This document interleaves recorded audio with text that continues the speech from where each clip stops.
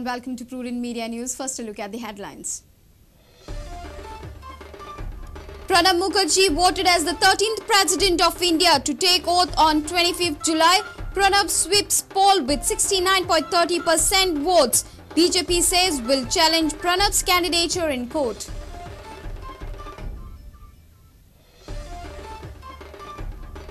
Vinod Phadke is GCA's new president. Vinod wins with over 95% votes. Vinod's panel sweeps poll will accommodate Prasad, Vivek, Sudesh and the likes, assures Phadke.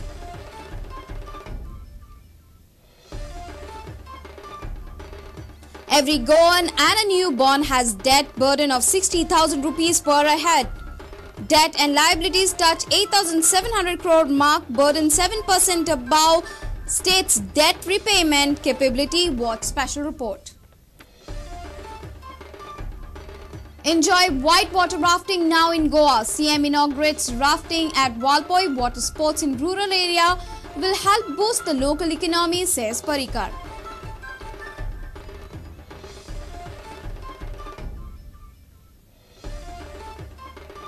And land hunt for Goa Cricket Association International Stadium to begin soon. Should find land in next 6 months, says Dr. Salkar. New committee want to complete stadium work before 2015.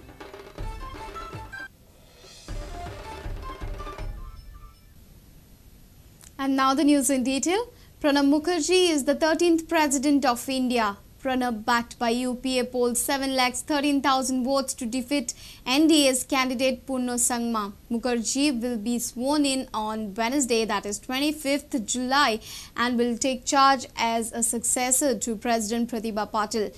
However, he could poll just 9 votes from Goa, rest 31 votes from BJP, MGP, GVP and independents were in Sangma's favour. BJP says it will challenge Pranab's candidature in court, raising an office of profit issue. Besides the UPA and its 4 supporting parties, SP, BSP, RJD, JDS, NDA members, JDU and Shiv Sena, CPIM and Forward Bloc had declared their support for Mukherjee. Pranab Mukherjee has been elected as the 13th President of India. NDA's candidate Sangma and others congratulated Pranab Mukherjee on his victory. Many states in the country celebrated Pranab's victory as the 13th President of India. Pranab has swept the presidential elections. In Goa, except 9 Congress MLAs, rest 31 MLAs including BJP, Independents, MGP and GVP voted for Sangma. Bureau Report, Prudent Media.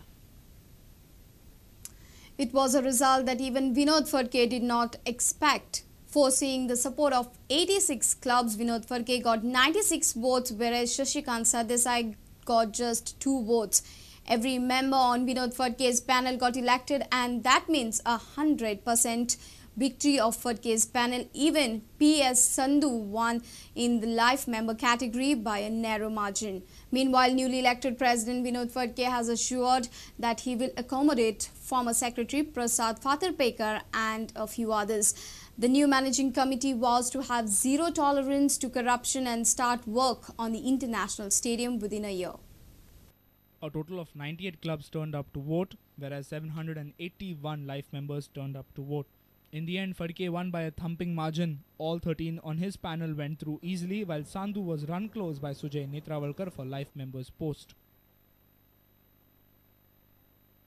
On behalf of MPD Sports Council, and probably this for the first time I've come to vote.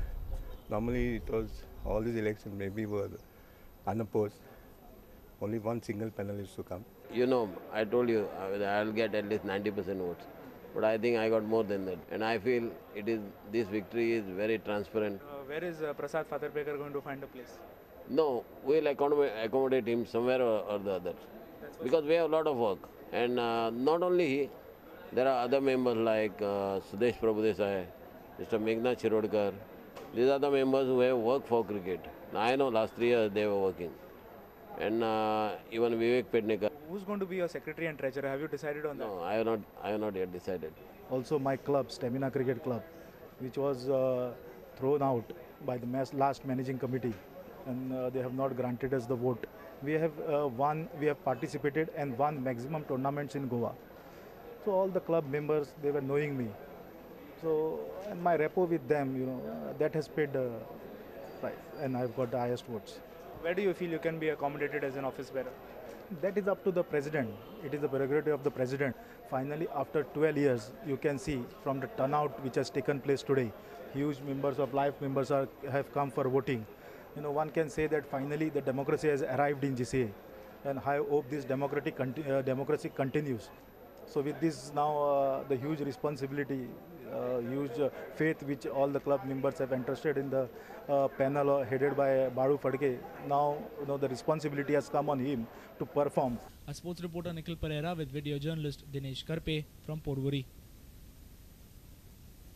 Every Goan and a newborn has debt burden of almost 60,000 on his head. The figures presented by the Finance Minister Manohar Parrikar before the State Assembly indicate that the existing liabilities for the state, including the pension, insurance and the GPF, are to the tune of 8,728 crores.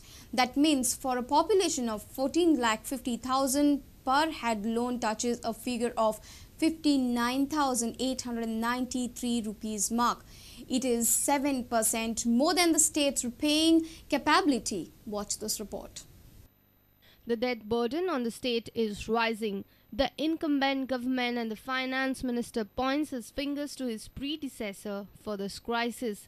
The government is already facing a negative balance of almost 1,300 crores due to the contractors, employees and the people on various works, projects and social schemes initiated in the last couple of financial years. Look at the outstanding liabilities as on June 2012. Market loans 3,027 crore, loans from GOI 3,653 crore, other institutions LIC 16 crore 73 lakhs, NABARD 309 crore, NCDC 80 lakhs, HUDCO 26 lakhs and PFC 98 crore 40 lakhs. GPF up to 31st March 2012 1,433 crore 39 lakhs. Insurance plus pension fund 28 crore 8 lakhs. Civil deposits 4 crore 67 lakhs. And new pension scheme 156 crores 75 lakhs. The total is approximately 8,728 crores. The GDP of the state as estimated by the government in State Budget 2012-13 is 23,500 crores. For a sustained debt liability, fiscal reforms and business management, that's FRBM rules fix a maximum limit of 30% of the GDP for the states.